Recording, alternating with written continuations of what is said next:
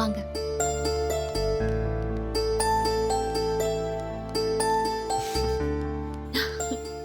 என்ன எல்லாருமே வந்திருக்கீங்க? தன்வி இல்லாம மிருவ கூட்டிட்டு வர முடியல, அதான் இவளும் வந்துட்டா. பரவாயில்லையே, அம்மா அப்பா பொண்ணுன்னு நல்ல அண்டர்ஸ்டாண்டிங்ல இருக்கீங்க போல. Very good. Thank you doctor. Hello, உங்களை மட்டும் சொல்லல, எல்லாரையும் தான் சொல்றாங்க. நீங்க மட்டும் பெருமைப்பட்டுக்காதீங்க.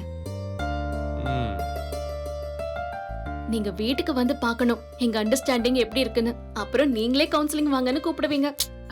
சின்ன சின்ன பேண்டர்ஸ் எல்லாம் இல்லாம ஹஸ்பண்ட் அண்ட் ஒய்ஃப்குள்ள ரிலேஷன்ஷிப்பே இல்ல. இன்னொருத்தன் மேல இருக்கிற உரிமையில தான் நம்ம சண்டையே போடுறோம்.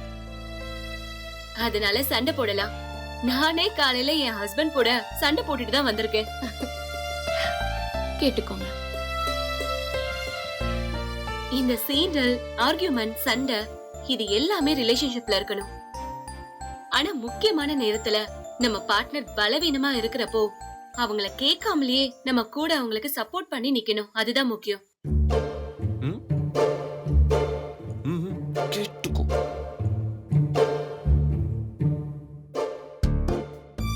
உங்க 2 பேர்கிட்டயும் நல்ல அண்டர்ஸ்டாண்டிங் இருக்கிற வரைக்கும் யாருமே பிரிக்க முடியாது. கவுன்சிலிங்கே வேண்டாம்.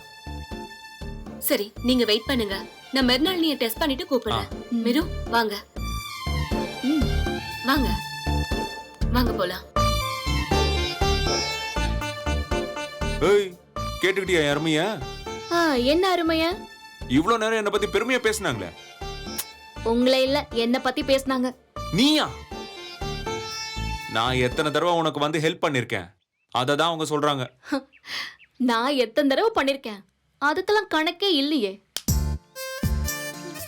சரி சரி, கவுண்ட் பண்ணி பாத்துடலாமா? பாத்துடலாமா? பாத்துடலாமா? பாப்போமா பாப்போமா? ஏய், என்ன? நான் தான் ஹெல்ப் பண்ணிருக்கேன். அதெல்லாம் இல்ல. ஏய், நான் தன்வி, என்னாச்சு தன்வி? உங்க 2 பேரையும் புடிச்சிட்டு போக சொல்லதா? அம்மா, ஏன் இப்படி சண்டை போட்டுட்டே இருந்தா? சாரிமா, சாரி.